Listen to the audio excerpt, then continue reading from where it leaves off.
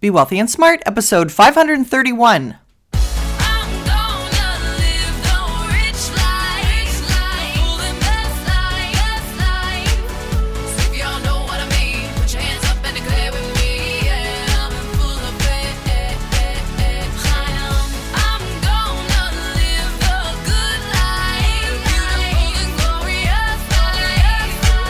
Step into a world of wealth and financial freedom without budgets, boredom, or bosses on Be Wealthy and Smart.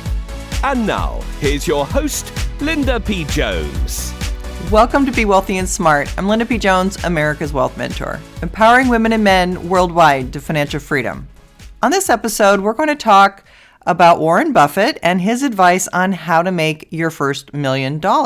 This is interesting because here we have one of the richest men in the world giving people advice on how to make their first $1 million. So of course I couldn't resist bringing this to you and talking about it with you today.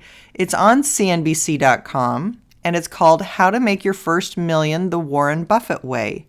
And it was written by Valencia Higuera. This article is very interesting because, of course, Warren Buffett is one of the richest men in the world, valued at over $80 billion, according to Forbes. He had made $53,000 by the age of 17 and his first million by the age of 30. So Warren definitely has his opinions on how to build wealth and how not to build wealth, and we're going to talk about that today.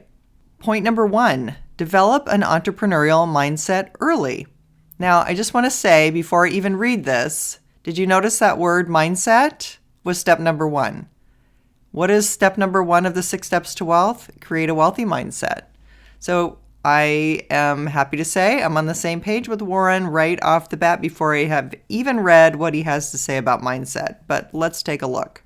It says, as a young adult, Buffett had a knack for thinking outside the box and finding creative ways to earn a buck. He had a job delivering newspapers and a pinball machine business.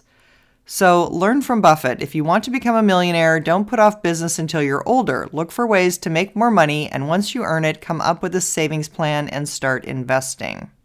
Well, isn't that interesting? Because saving a nest egg is step 2 and investing in a money engine is step number 4.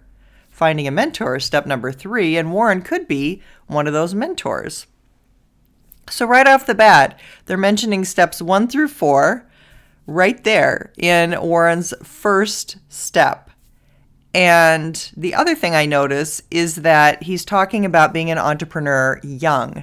And I happen to agree with that. In fact, I have this crazy theory because so many people that I've met that are millionaires had paper routes when they were kids, you know, where you throw the newspaper to the driveway or the front door for people and you go around and collect their subscription money. That was a very popular job for kids to have at a young age. I'm not sure whether it was specifically having a paper route that helped them become millionaires later, or if it was just that they had a job at a young age and learned entrepreneurial habits at a young age, which is kind of what I'm leaning toward. I think that makes more sense.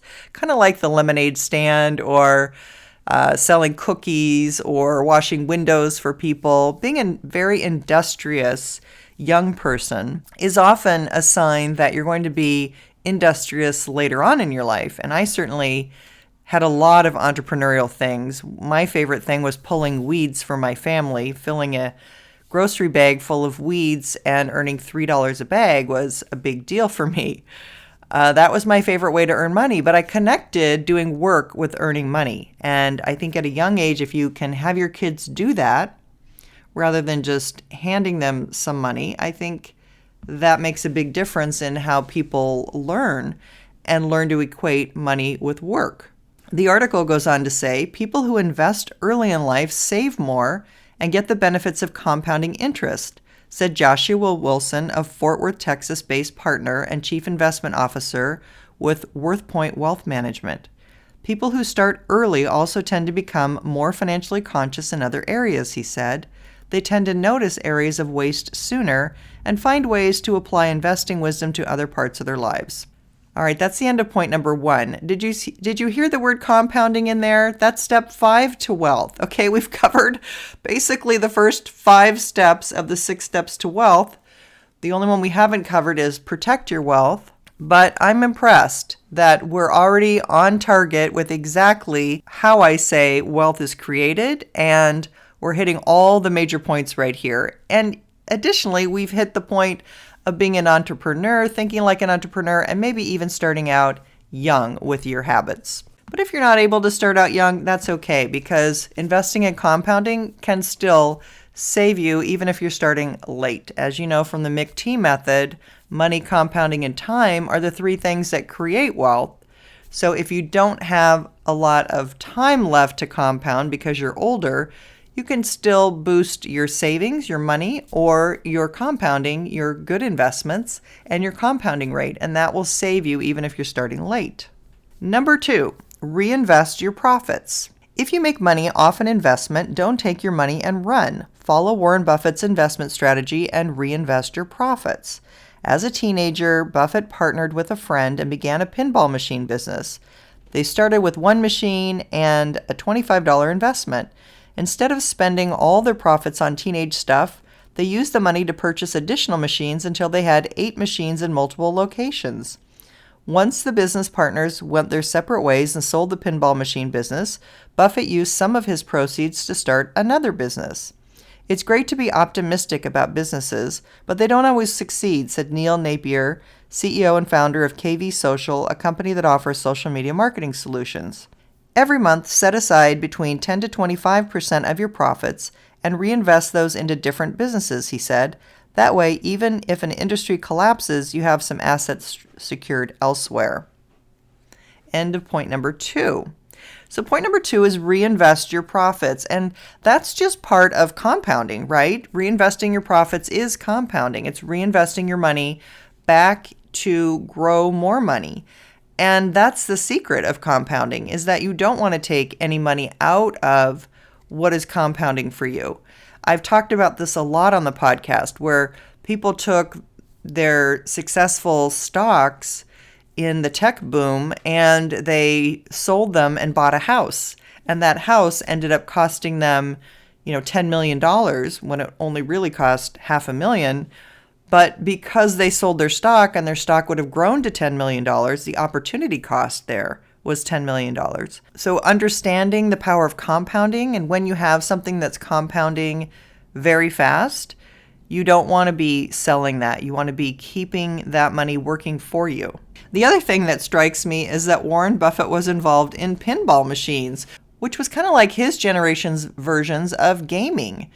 So back then, they didn't have electronics and computers, obviously, and so pinball was a big technological innovation and a big game for people at that time. So for him to be involved in that is kind of forward thinking for his day, I would say. Number 3, avoid unnecessary debt. You might be familiar with the saying, you have to spend money to make money. Creating a company takes a certain amount of capital, and some people rely on loans to start or expand a company. Warren Buffett's advice on this matter: avoid unnecessary credit card debt and loans. In a 1991 speech at Notre Dame, Buffett said he had seen a lot of people fail because of liquor and leverage. If you're smart, you're going to make a lot of money without borrowing, Buffett continued. I've never borrowed a significant amount of money in my life. All right, well, let me talk about this third point: avoid unnecessary debt. First of all, yes, avoid unnecessary debt, especially credit card debt. That's high interest rate consumer debt, not going to help you anywhere. However, I have also documented how companies like Google were actually formed using credit card debt. So sometimes if you're using debt for the right purpose and it has the potential to grow and compound at a high rate, it might be a source of funds. A last source of funds, mind you, but a possible source of funds. I do agree, though, that spending too much and getting into consumer debt is a very bad habit, and you want to avoid it at all costs. Point number 4, if you must borrow, borrow cheaply and low. Even though Buffett prefers buying companies with no debt, he does use leverage when it can raise the return on equity. In a 2010 shareholder letter, Buffett mentioned a benefit of borrowing as well as a danger. When leverage works, it magnifies your gains. Your spouse thinks you're clever, and your neighbors get envious, explained Buffett. but leverage is addictive. Once having profited from its wonders, very few people retreat to more conservative practices. If you're striving to make millions of dollars and you must borrow, only borrow what you need at a low fixed rate of interest, then pay off the debt as soon as you can. Well, definitely, I would agree that most debt you want to get rid of. My only exception is mortgage debt. I'm fine with fixed interest rate mortgage debt for people. In fact, I think it's a smart thing to have. And you can listen to my podcast about why that is so. But I like the fact that he's saying, again, if you have to borrow, borrow cheaply and low and pay it off quickly. I agree with that. Number 5, live simply. Wondering how to make millions like Buffett? Don't forget to emulate his lifestyle in addition to following his investing strategies. Typically, the more people earn, the more they spend. They upgrade their lifestyles with bigger homes, luxury cars, and better vacations. But Buffett takes a different approach. Despite his billions, he lives a simple, modest life. Buffett currently resides in Omaha, Nebraska, in the home he purchased in 1958 for $31,500, $250,000 when adjusted for inflation, and in 2016, he only earned a base salary of $100,000 as chairman and chief executive of Berkshire Hathaway. The more you spend, the longer it will take you to earn your first $1 million. If you live simply and minimize expenses, there are more opportunities to save, invest, and earn from compounding interest. Follow Buffett's way of life, and you could potentially have a higher net worth than people who keep up with the Joneses. All right, I agree with living simply, and I agree not to let costs get out of control. And I agree with allowing your money to compound and grow for you, because that's really what's going to build wealth for you. Living simply is fine too. I'm not a proponent of people who are living meager lives and who are not really living their life because they think it's more important to save every penny and live this low existence lifestyle. It's not about consumerism. That's the big criticism is, oh, you're a consumerist if you want to have a nice lifestyle. No, I don't think so. I think life is worth living, and I think some of the most fabulous things and experiences I've ever done in my life cost a bit of money. And it doesn't mean you have to have money to have a great life, but it certainly helps, and it certainly provides you with some really cool things you can do. You know, never traveling, never experiencing a nice hotel or an amazing restaurant. I just think that is really limiting people's lives. You can disagree with me. That may be your choice to live that way, but it's not the choice that I live. And having experienced a very full life, I can say with experience that I'm so glad I've been able to live a full life. And I want that for everybody. I want that for you. I want that for everybody. That's one of the reasons I do this podcast, is I want to help people have wealth so that they can experience more in life. Step number 6, never stop learning. You don't need a college degree to make millions, but according to Daniel Neary, founder and CEO of the personal branding company For You Fitness, you do need to feed your mind. Doing so can help you acquire a thorough understanding of how different investments and businesses work. Buffett might be an investment genius, but this doesn't stop him from reading and building on what he already knows. Buffett says that he reads at least 4 hours per day, said Neary. If you want to be a millionaire, you have to be the best at something, and the only way to get ahead is to keep feeding your mind. Granted, the average person can't devote this amount of time to reading.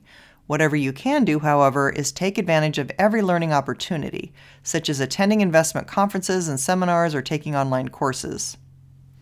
Yes, I would agree that you definitely want to keep learning, and that is something that is high on my list as well.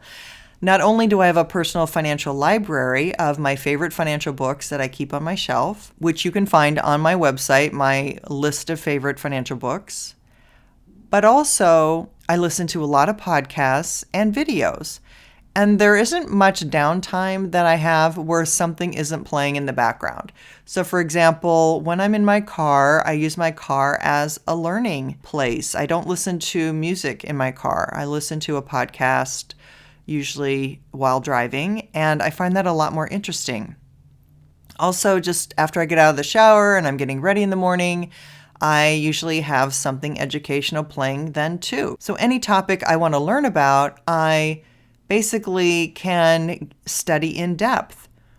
I'm not a fan of the news. I'm not a fan of television. I don't find a lot of knowledge there. I find a lot of fluff and opinion, but I don't find a lot of learning.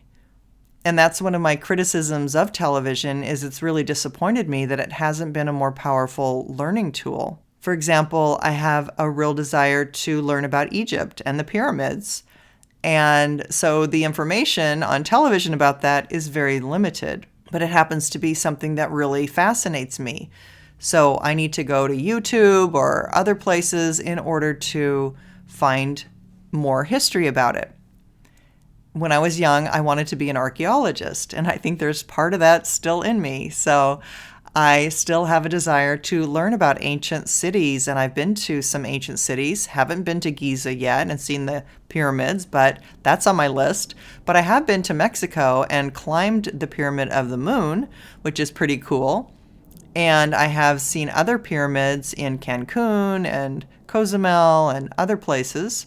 But my point is just that we have to look to learn. You have to make a conscious effort to learn. And that's why I like Audible and hearing books on tape. I like to, listen to videos and listen to podcasts and constantly be learning. I just find our life is fascinating. And with the internet, now all of the world's knowledge is at our fingertips. Why wouldn't you want to learn more things? So I am really careful what I listen to and what I put into my brain, and make sure that it's valuable information that I consciously decide I want, rather than something random on the radio or on the television. Just my preference. Number 7, surround yourself with people who motivate you. Buffett encourages surrounding yourself with people who are better than you.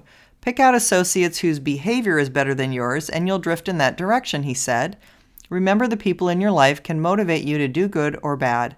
To do well, you have to copy successful people. Perhaps this is why Buffett surrounds himself with business people like Bill Gates, a friend of 25 years. The point is simple. To make more money, choose your associates wisely. You don't have to shun your broke friends, but as Neary explained, you're not going to become a millionaire if you hang out with people who make excuses or tell you can't do something. I agree with surrounding yourself with good people and people who motivate you. I do think that the people that you hang out with have a big impact on your life, and you want to spend your time with people who are doing what you want to do and who are heading in the direction you want to head. And I actually did a podcast about that and how that can be a positive influence on you. Number 8, don't ignore opportunities. Making your first million might involve risks and stepping outside your comfort zone, which takes confidence. Fear or self-doubt on this journey can be a stumbling block, especially if you second-guess yourself and turn down potentially lucrative opportunities. Opportunities don't come knocking every day, said Buffett. And Buffett's best investment moves are proof that he's one to seize opportunities. When speaking to University of Georgia students, he gave this advice: seize big opportunities in life. We don't do very many things, but when we get the chance to do something that's right and big, we've got to do it, said Buffett. And even to do it on a small scale is just a big mistake, almost as not doing it at all. You've really got to grab them when they come, because you're not going to get 500 great opportunities. Well, I like his idea of not ignoring great opportunities, and I think he has put that into practice with buying a handful of stocks. In fact, I think recently he said most of his wealth came from 12 decisions of stocks to buy. Only 12. So it is a very few number of opportunities that you have to take at the right time and make the decision and take the step. Getting out of that endless mindset loop is really important, because sometimes we can get analysis paralysis and think about it and study it and research and analyze, and we don't take a step. So even taking a small step is a good move in the right direction, which will help you take a bigger step and have the confidence to take more steps. Number 9, bottom line. Not only does he know how to make money, he knows how to save money. You don't have to imitate his every move, but if you incorporate some of his strategies, you can discover a path toward financial freedom. End of article. I like this article because it has a lot of principles that are timeless.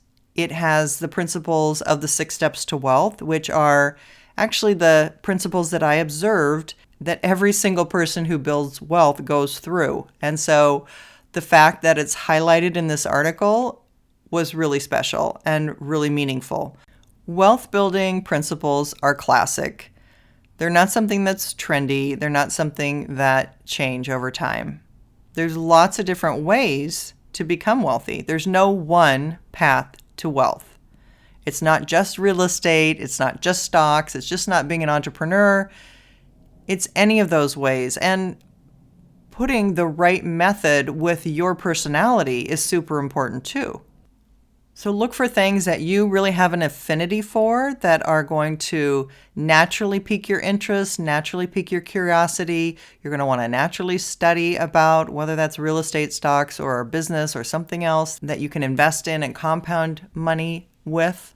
It should be something that is exciting for you, is interesting for you, and uses your strengths. If you're interested in next steps of what to do now that we've talked about becoming a millionaire, I think the next step, the natural step, is to get my book. You're already a wealth heiress, now think and act like one. 6 practical steps to make it a reality now. A lot of these principles I talk about in my book, but I also give practical steps that really break down everyday things you can do to make this happen in your life. And it's available on Amazon, Amazon.uk, and on my website. If we haven't yet connected on Instagram, go on over to Instagram.com and get my daily tips for financial freedom.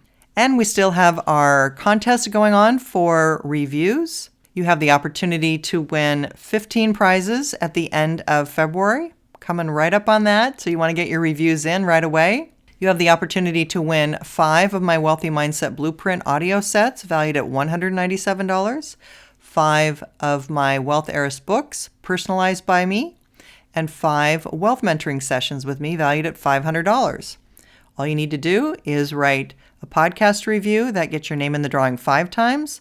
A book review on Amazon will get your name in the drawing 7 times. And if you do both, your name gets in the drawing 10 times.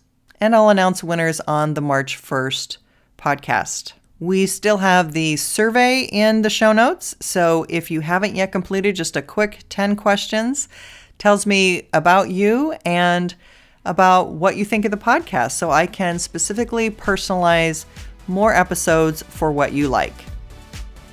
That's all for today. Until next time, live the good life and be wealthy and smart.